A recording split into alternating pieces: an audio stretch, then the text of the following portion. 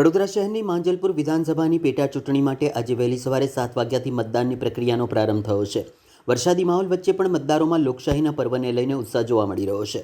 વિવિધ મતદાન મથકો પર વહેલી સવારથી જ મતદારોની અવરજવર શરૂ થઈ ગઈ છે। શહેર ભાજપ પ્રમુખ ડોક્ટર જયપ્રકાશ સોનીએ પણ પરિવાર સાથે મતદાન કરી નાગરિકોને મતદાન કરવા અપીલ કરી છે। પેટા ચૂંટણી માટે આજે સવારે 7 વાગ્યાથી જ શાંતિપૂર્ણ વાતાવરણમાં મતદાન પ્રક્રિયા શરૂ કરાઈ હતી। પ્રથમ કલાકથી જ મતદારો પોતાના મતાધિકારનો ઉપયોગ કરવા મતદાન મથકો પર પહોંચતા જોવા મળ્યા હતા।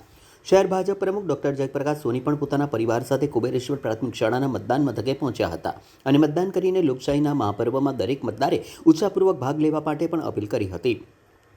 ચૂંટણી પંચ દ્વારા પણ માંજલપુર વિધાનસભાના કુલ 260 મતદાન મથકો પર વરસાદી પરિસ્થિતિને ધ્યાનમાં રાખીને ખાસ શેડ, પીવાનું પાણી, બેઠક વ્યવસ્થા, વીજળી સહિતની તમામ જરૂરી સુવિધાઓ ઉપલબ્ધ કરવામાં આવી છે, જેથી મતદારોને કોઈ અગવડતા ન પડે।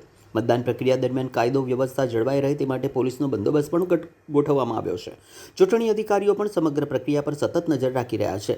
સવારે 7 વાગે શરૂ થયેલું મતદાન સાંજે 5 વાગ્યા સુધી ચાલુ રહેશે।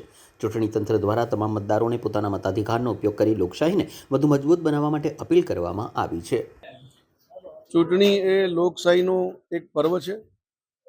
ભારતીય નાગરિકો આ વિષયને બરોબર સારી રીતે સમજે છે અને માંજલપુરના મતદારો પણ ખૂબ સારી રીતે આ વિષયને સમજે છે। એટલે મને પૂરી ખાતરી છે કે આજે ભારી માત્રામાં મતદાન થશે। ભલે પેટા ચૂંટણી હોય પણ લોકો આગળ આવીને એક દેશ હિતમાં મતદાન કરશે અને પોતાની ફરજ નિભાવશે। હું સૌને આપના માધ્યમથી અપીલ પણ કરું છું કે આપે તો મતદાન કરવું જોઈએ। આપના પરિવારના સભ્યો સાથે, સોસાયટીના સભ્યો સાથે સામૂહિક મતદાન પણ કરીને દેશ હિતમાં મતદાન કરીએ। ભાજપાને સમર્થન આપીએ, વિકાસને સમર્થન આપીએ। શું કહેશો કેટલું મતદાન થવાની શક્યતા છે જે રીતની તમારી તૈયારીઓ છે?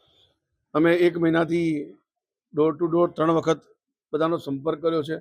એ સંપર્ક દરમિયાન પણ અમને ઉત્સાહ નાગરિકોમાં જોવા મળ્યો છે। એ પ્રમાણે મને લાગે છે કે પેટા ચૂંટણીના રેકોર્ડ, જેવી રીતે આપણે કહેવાય છે કે પેટા ચૂંટણીમાં નીરસ મતદાન હોય, એના રેકોર્ડ માંજલપુર વિધાનસભા બ્રેક કરશે।